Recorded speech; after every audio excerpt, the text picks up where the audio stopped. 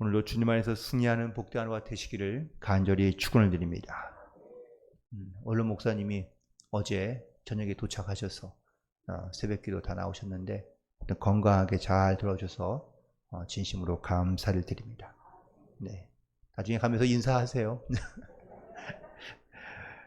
네, 이스라엘 사람들 가운데 좀 어리석은 사람을 지칭하는 말로 이렇게 표현합니다. 나발이다. 네, 우리말에도 나발이라는 말이 별로 이렇게 좋은 말로 들리지는 않을 때가 있습니다. 그런데 이 나발이란 말이 바로 어리석은 자라는 말을 갖고 있는데 성경에서 이 나발이라는 이름이 딱 한 번 등장하는데 사무엘상 25장에 등장합니다. 그런데 우리가 알고 있는 나발이라는 그 의미와 성경에 등장하고 있는 이 나발의 모습이 보면은 물론 비슷한 것도 있긴 하지만 좀 우리의 생각과는 좀 다릅니다. 왜냐하면 이 나발이라는 사람이 등장하는 그 이름을 어리석은 사람이라는 이름을 가지고 있는 이 사람은 마온 지방의 바로 큰 부자였기 때문입니다. 그는 양떼가 3,000마리에 염소떼가 1,000마리나 거느리고 있는 엄청난 부자입니다. 그 다윗의 시대에 사실 이런 많은 양떼를 거느리고 있거나 또 염소떼가 있다는 이야기는요, 거느리는 사람이 무척이나 많았다는 의미입니다. 그리고 주로 이렇게 이 양떼를 습격하는 그런 도적들도 꽤나 있었기 때문에 이 양떼를 지키고 보호하는 목자들과 또한 고용된 어떤 이러한 종들이 꽤나 많이 있다라는 것이죠. 그래서 이렇게 소규모로 양을 기르는 사람들은 몇 마리가 아니고 몇십 마리 있을 때에는요, 이 큰 양떼를 갖고 있는 사람을 의지해서 또 거기에 도움을 받아서 자기의 양떼를 지키거나 아니면 자기의 양떼에 먹을 것을 구하는 경우도 많았습니다. 또 양털을 깎는 때가 되면 또 이런 목장주를 찾아가서 그래서 도움을 구하기도 하고 또 그 도움의 대가를 지불하기도 했던 것이죠. 그래서 이 나발이라는 사람이 등장하고 있는 사무엘상 25장에 보면 이 나발은 결코 어리석은 사람이라고 말할 수 없습니다. 무척이나 어떻게 보면은 좀 지혜가 있는 사람처럼 보이고 또 많은 사람을 거느리며 양떼를 거느리고 있으니 그 사람을 성공한 사람이라고 말할 수 있습니다. 그런데 다윗이 자기의 부하들과 함께 그 집에 찾아가서 먹을 것을 구했다가 오히려 면박만 당하고 돌아옵니다. 결국 이 일로 인해서 다윗은요, 그 나발을 찾아가서 그를 죽이고자 합니다. 그런데 그때에 이 나발의 아내였던 아비가일이라는 여인이 이 소식을 듣고 급하게 나와서 다윗의 노를 누그러뜨리고 그리고 자기 남편에 대한 이야기를 하는데 25장 사무엘상 25장 25절에 보니까 아비가일이 이렇게 얘기합니다. 아내입니다. 오나옵나니 내 주는 이 불쌍한 사람 나발을 개의치 마옵소서. 그의 이름이 그에게 적당하니 그의 이름이 나발이라. 그는 미련한 자이니이다. 여종은 내 주께서 보내신 소년들을 보지 못하였나이다 라고 이렇게 말하고 있습니다. 결국 이 나발은 아내가 말하기를 미련하고 어리석은 사람이라고 말하고 있는데 과연 왜 이렇게 얘기하고 있는 것인가? 오늘 본문에 이렇게 얘기하고 있죠. 어리석은 자는 이라고 등장하고 있는데 이 어리석은 자가 되지 말라라는 뜻으로 주는 말씀입니다. 그렇다면 어리석은 사람의 특징이 과연 뭔지 오늘 말씀을 통해서 함께 묵상하며 은혜를 나눠보면 첫 번째, 그 마음에 이르기를 하나님이 없는 자가 바로 어리석은 사람이라고 말하고 있습니다. 성경에서 말하는 어리석은 사람은 배우지 못하거나 무식하거나 미련한 사람을 어리석은 사람이라고 말하는 것이 아닙니다. 세상을 사랑하는데 하나님이 없으며 내 인생에 하나님은 절대 필요 없다고 말하거나 생각하는 사람들이 바로 어리석은 사람이다라는 사실입니다. 정말 가끔 믿지 않는 사람들도 하나님을 찾을 때가 있습니다. 입에서 자기도 모르게 하나님을 생각하며 말할 때도 있습니다. 그런데 내 인생에 하나님은 항상 필요 없다고 말하는 사람들, 과연 하나님이 필요 없는 인생을 우리가 살고 있는가? 하나님 없이도 살아갈 수 있다고 말하긴 하는데 우리가 정말 하나님 없이 살아갈 수 있을까? 그렇지 않다는 말씀을 강조하고 있으며 또한 깨닫게 하고자 그래서 어리석은 자가 되지 말라고 말하고 있는 겁니다. 우리는 항상 하나님을 기억하며 또한 하나님을 또한 말씀에 순종함으로 나아갈 수 있는 그런 지혜 또한 그런 은혜를 힘입어 살아갈 수 있는 그런 성도로서 살아갈 수 있게 되기를 간절히 소망합니다. 특별히 이 시편 기자는 그래서 우리가 인생을 살아갈 때에 이 하나님을 알아가며 하나님을 아는 지식이 있는 것을 무척이나 바라고 있으며 또한 원하고 있고 소원하고 있는 것을 볼 수 있습니다. 바라고 원하기는 이 하나님을 알아가는 지식으로 또한 하나님의 은혜를 깨달아가는 그 은혜로 하루하루 살아갈 수 있게 되기를 간절히 소망합니다. 또한 어리석은 자는 오늘 본문에 있는 말씀에 보니까 부패한 자라고 말하고 있습니다. 부패, 썩다 혹은 타락했다라는 그런 뜻입니다. 하나님이 없는 어리석은 사람의 특징은요, 자기가 얼마나 부패하며 타락해 있는지를 깨닫지 못하고 자기는 정직하며 혹은 또 나는 진실하다고 이야기합니다. 물론 스스로 볼 때에는 정직하며 진실하고 그리고 또 괜찮은 사람일 수 있습니다. 하지만 우리도 내 자신이 얼마나 이런 정직하며 살아간다고 말하긴 하지만 내 마음과 내 심령 가운데 온전하고 깨끗한 그런 심령으로 살아갈 수는 없습니다. 세상에 모든 사람들이 다 죄인이고 의인이 없다고 말씀하고 있기도 하지만 예레미야 선지자는 만물보다 거짓되고 심히 부패한 것이 바로 우리의 마음이라고 지적해 주고 있습니다. 결국 우리는 내 마음이 결국 하나님께 온전히 향해 있지 않으면 그냥 인간적인 욕심과 욕망과 또한 자기의 뜻대로 행하며 살아가다 보면 내로남불이 되는 경우들이 많습니다. 내가 볼 때에는 괜찮은데 하지만 남이 보면 그것이 옳지 않다고 여겨지는 경우 그런 일들이 의외로 우리에게 많다는 겁니다. 결국 이것을 깨닫게 하는 것, 이것을 우리 가운데 알게 하는 것이 바로 하나님의 말씀이며 하나님께 우리에게 주시는 또한 지혜인 줄로 믿습니다.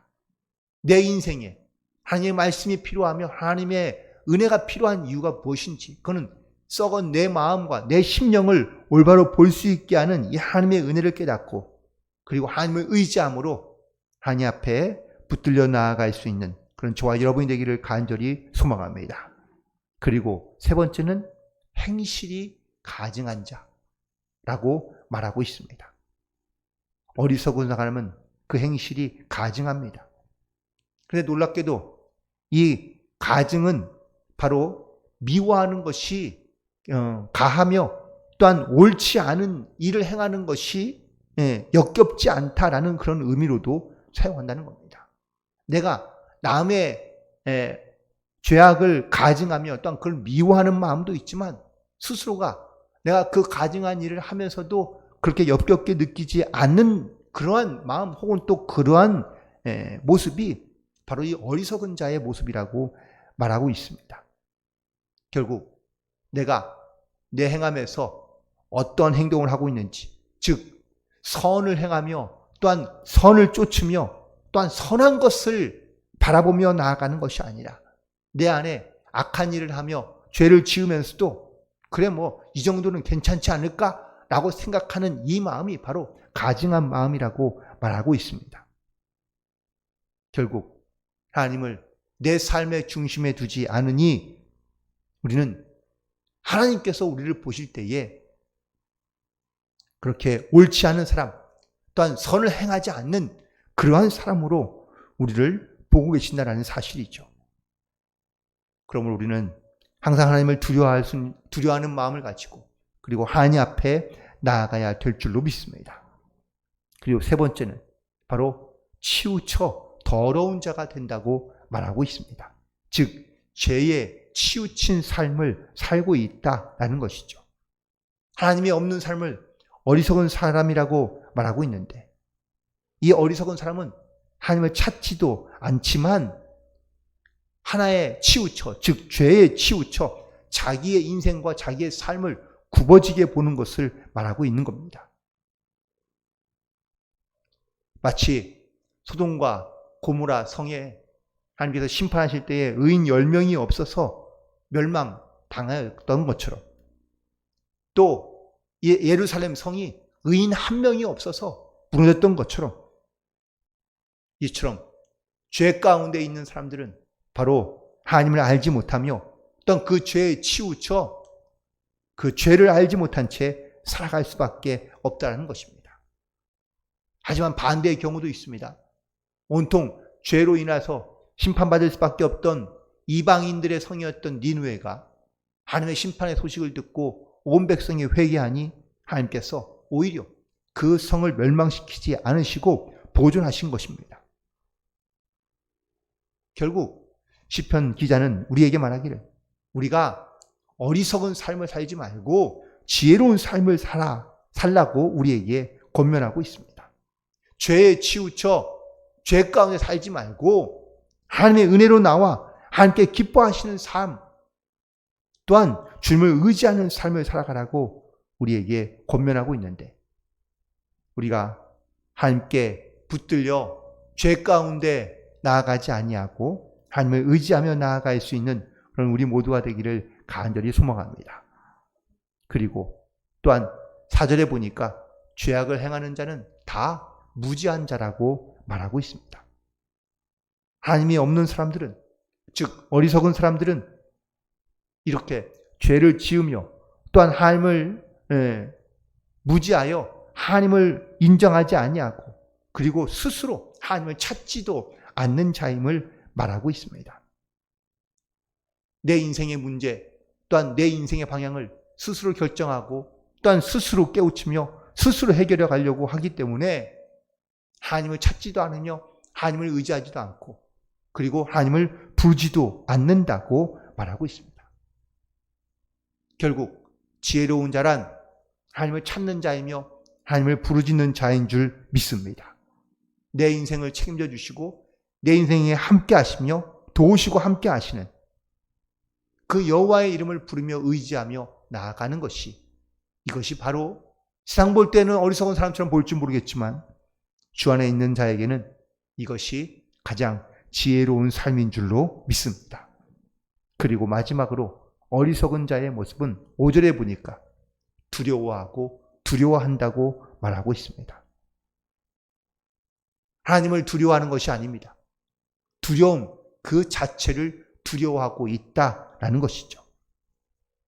영어 성경에는 큰 두려움 가운데 있다라고 표현하고 있습니다. 즉 우리가 살아가면서 두려워하는 것들이 무엇입니까? 뭔가를 잃어버릴 때에 혹은 또 뭔가를 놓쳐버릴 때에 우리는 두려워하는 경우들이 많습니다. 그런데 하나님을 알지 못하고 하나님을 두려워하지 않으니 세상에 있는 두려움에 압도되어 살아갈 수밖에 없는 겁니다. 근데 정작 그 두려움의 실체가 뭔지, 내가 무엇 때문에 두려워하고 있는지, 이 두려움을 어떻게 해결할 수 있을지는 알지 못한 채 엉뚱한 방향만 찾다가 그 두려움을 두려움으로 여기며 살아가고 있다는 것이죠. 하나님을 아는 인생, 또한 하나님을 의지하며 하나님 앞에 붙들려 살아가는 인생은 세상에 있는 두려움을 두려워하는 것이 아니라 하나님을 두려워하며 살아가는 그런 성도의 모습인 줄로 믿습니다. 하나님을 두려워하지 않기 때문에 세상에 있는 것이 두려울 수밖에 없는 겁니다. 그러므로 우리는 세상에 있는 것들을 두려워하는 것이 아니라, 즉 두려움을 두려워하는 것이 아니라 하나님을 두려워하는 또한 하나님을 경외하는 이런 믿음을 가지고 살아갈 때 우리가 지혜로운 삶으로 이 땅 가운데 살아갈 수 있는 줄로 믿습니다. 그래서 오늘 본문에 있는 말씀 속에서 그래서 하나님을 두려워하는 자의 특징이 등장하게 되는데 바로 6절에 있는 말씀을 보니까 여호와는 우리의 피난처가 되시기 때문이라고 고백하고 있는 겁니다. 어리석은 사람은 자기의 계획대로 자기의 뜻대로 움직여 가려 하지만 지혜가 있는 자는 항상 하나님께 뜻을 물으며 하나님의 뜻대로 순종하며 나아가며 또한 하나님의 계획대로 하나님의 인도하심대로 순종하며 나아가는 사람인 줄로 믿습니다. 특별히 하나님께서는 보면 너희 가난한 자의 계획을 부끄럽게 하나 오직 여호와는 그의 피난처가 되신다고 말씀하고 있네요. 여기서 말하는 가난한 자는 재산이 없는 자를 말하는 것이 아닙니다. 바로 하나님을 두려워하는 자, 하나님 앞에 의지하는 자, 하나님을 의뢰하는 자입니다. 하나님께서 그래서 그의 피난처가 되신다고 말하고 있는 겁니다. 예수님도 심령이 가난한 자가 복이 있나니 천국이 그들의 것이라고 마태복음 5장에서 말씀해 주고 있는데요. 심령이 가난한 것처럼 하나님을 온전히 의지하며 하나님만 바라보며 하나님께만 간구하는 자, 바로 이런 심령이 가난한 자가 되어 주님께 의지함으로 우리의 피난처가 되신 주님의 도움을 따라 믿음으로 항상 나아갈 수 있는 모든 성도들이 되시기를 간절히 축원을 드립니다. 그리고 마지막으로 7절에 있는 말씀에 보니까 바로 포로된 곳에서 자유케 하시며 또한 즐거워하고 기뻐함으로 살아가는 것이 이것이 바로 지혜 있는 자의 모습인 것을 말하고 있습니다. 세상에는 하나님이 없다고 말하는 사람들이 하나님이 있다고 말하는 사람보다 훨씬 더 많습니다.